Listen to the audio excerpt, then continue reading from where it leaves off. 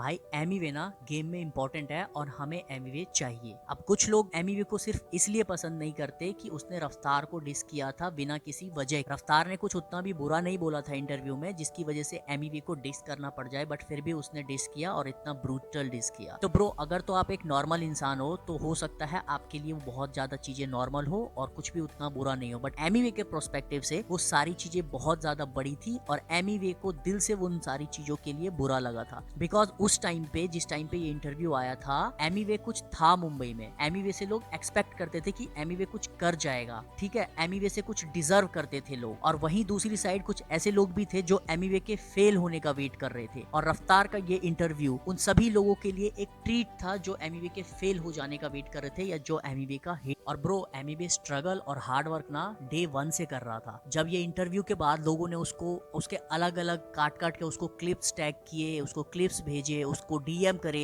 कि रफ्तार ने आपके बारे में क्या बोला, रफ्तार ने ये बोला। इवन उसके जो जान पहचान के जो उसके फ्रेंड्स थे, जो उसके फैंस थे, जो उससे रेगुलर बात करते थे, उन सभी ने उसको उस इंटरव्यू को ऐसा करके दिखाया कि उसको बुरा लगना ही था। इन जनरल वैसे उसको बुरा लग ही रहा, बट लोगों ने उस इंटरव्यू के क्लिप्स को इस तरीके से एमिवे को शो किया कि एमिवे को बुरा लगना बहुत ज्यादा नॉर्मल हो गया था। और एमिवे की जगह खुद को रख के देखो यार, अगर तुम डे 1 से मेहनत कर रहे हो, किसी चीज पे लगे हुए हो, लोग तुमसे, तुम्हारी फैमिली, तुम्हारे दोस्त सब तुमसे एक्सपेक्ट कर रहे हैं कि तुम कुछ कर जाओगे, और उस टाइम पे एक ऐसा बंदा जिसकी तुम रिस्पेक्ट करते हो, जिसको तुमसे ज्यादा सुनने वाले लोग हैं, जो बंदा कुछ बोलता है तो लोग उसको सुनते हैं, समझते हैं, जिसकी बातों से तुम्हारी लाइफ में फर्क पड़ेगा, वो बंदा अगर कुछ ऐसा बोलेगा तो तुम अगर एमिवे की जगह होते तो तुम भी वही करते।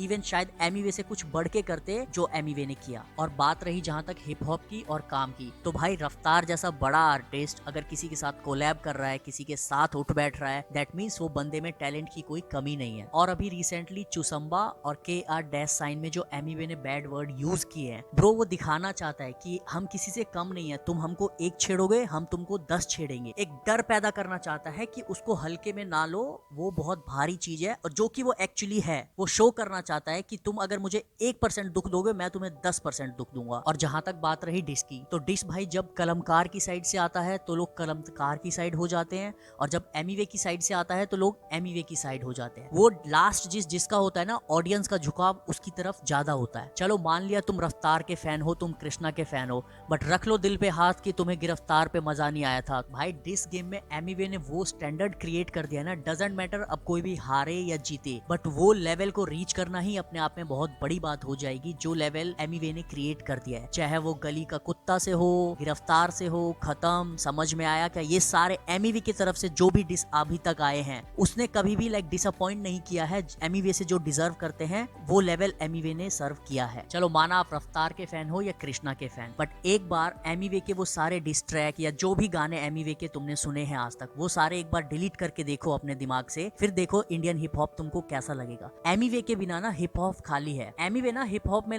या तो लीडर समझ लो या अपोजिशन समझ लो, उसके बिना हिप हॉप में मजा नहीं आएगा। एक बार इमेजिन करके देखो इंडियन हिप हॉप को एमिवे के बिना। तो भाई एमिवे के कुछ गानों के लिए अगर उसको क्रिटिसाइज करते हो वहां तक तो ठीक है, बट एमिवे को उतना ज्यादा हेट एमिवे डिजर्व नहीं करता जितना हेट उसको मिलता है कृष्णा के साइड से, कलमकार की साइड से या रफ्तार की साइड से। और ऐसा नहीं है कि हेट सिर्फ एमिवे को ही मिलता है, हेट दोनों तरफ होता है, उनको भी मिलता है। बट ट्राई करो, इंजॉय करो यार। गाना एमिवे की तरफ से आता है, मैं फुल चार्ज हो जाता हूँ, नो डाउट मैं फुल चार्ज हो जाता हूँ ब्रो। चुसंबा आया था तो मुझे मजा आया था, गिरफ्तार आया था तो मुझे मजा आया था। जब भी गाना अगर कलमकार की साइड से आता है तो मुझे कलमकार भारी लगने लगता है, या फिर जब गाना एमिवे की साइड से आता है तो मुझे एमिवे भारी लगने लगता है। तो as a hip hop listener तुम गाने को एंजॉय करो, ना कि किसी आर्टिस्ट को तुम पर्सनल लेवल पे जाके हेट कर रहे हो या दूसरे को सपोर्ट कर रहे हो, किसी के कमेंट सेक्शन में गाली दे रहे हो। ये आई थिंक थोड़ा ज्यादा हो जाता है। अपने पर्सनल लेवल पे देखो, अपने पर्सनल लेवल से देखोगे ये तुमको थोड़ा ज्यादा लगेगा। और ये बात तुमको मानना पड़ेगा कि एमिवे जितना कंसिस्टेंट इंडियन हिप हॉप में शायद ही कोई हो। तो ब्रो इतना ज्यादा कंसिस्टेंट, जितना ज्यादा गाना तुमको एमिवे देता है उतना ज्यादा गाना तुम्हारा कोई भी आर्टिस्ट तुमको नहीं देगा। कुछ गानों के लिए क्रिटिसाइज करना ठीक है, बट 10 गाने में से 2 गाने एमिवे तुमको ऐसा जरूर देता है जो कि तुमको गाना, तुम एमिवे के साथ जिस गाने को गा सकते हो। मामूली गलियों से निकल के आया है भाई वो, और आज वो इंडिया को रिप्रेजेंट कर रहा है। बहुत बड़ी बात है, सपोर्ट करना सीखो। क्रिटिसिज्म अपनी जगह, बट हेट बहुत ज्यादा हो जाता है। एमिवे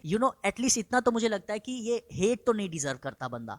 आपको कुछ गाने एमिवे को ये अच्छे नहीं लगते हैं, मत सुनो, छोड़ दो उनको। होते हैं कुछ गाने ऐसे होते हैं जो आप एक्सपेक्ट करते हो, आपकी एक्सपेक्टेशंस को मैच नहीं करती हैं, तो मत सुनो उन गानों को। हो, बट 10 में से 3 गाने 2 गाने एमिवे ऐसे जरूर देता है जो कि आप एमिवे के साथ में गाते हो। तो जस्ट इसके साथ ही मैं अपने वीडियो को कंक्लूड करता हूँ। किसी को भी पर्सनल लेवल पे हेट मत करो। 5 साल की ये मेहनत, कब सोना कब खाना कब क्या करना मुझे कहमत।